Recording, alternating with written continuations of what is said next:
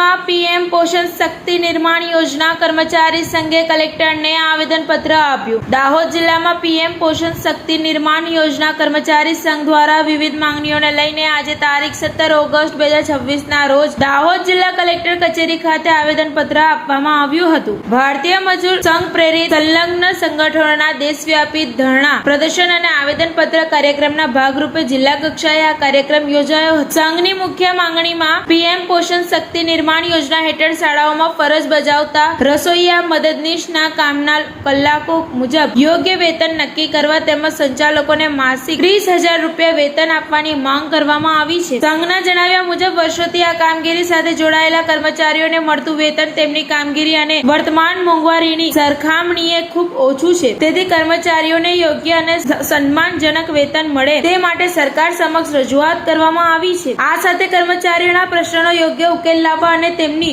માંગણીઓ રાજ્ય સરકાર સુધી પહોંચાડવા દાહોદ જિલ્લા કલેક્ટર મારફતે આવેદનપત્ર આપવામાં આવ્યું હતું। હવે જોવાનું એ રહેશે કે કર્મચારીઓની આ માંગણીઓ અંગે સરકાર અને સંબંધિત વિભાગ દ્વારા શું નિર્ણય લેવામાં આવે છે।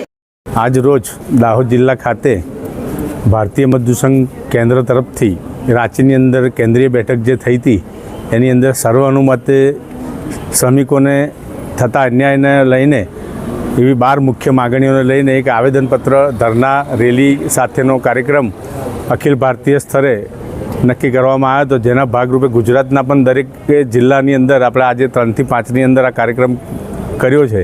એના ભાગરૂપે દાહોદની અંદર પણ આજે આપણા કાર્યક્રમો જોડાયા છે અને કાર્યક્રમ આપણે કરેલ છે, જેની અંદર મહત્ત્વના પ્રશ્નો કે કર્મચારીઓની સામાજિક સુરક્ષાના લાભો, કેન્દ્રીય તરફથી જે પેન્શન યોજના ચાલે છે એની અંદર પણ વધારો માગ્યો છે। આપણે અલગ અલગ ક્ષેત્રના તમામ જે જોડાયેલા છે ભારતીય મજદૂર સંઘ તમામની માગણીઓ ની અંદર સંતોષાય એ રીતના ભારતીય મજદૂર સંઘ દ્વારા પ્રમુખ 12 માગણીઓ તેમજ સ્થાનિક રાજ્ય કક્ષાએ પણ જે રાજ્ય કક્ષાને આપણે સંબોધી શકીએ એવી પણ માગણીઓના આવેદનપત્રો આપણે આજ રોજ આપેલા છે અને સરસ રીતે આપણે આશા રાખીએ છીએ કે ભાઈ કર્મચારીઓના હિતમાં સરકાર કેન્દ્ર અને ગુજરાત રાજ્ય નિર્ણય લે તેવી અપેક્ષા।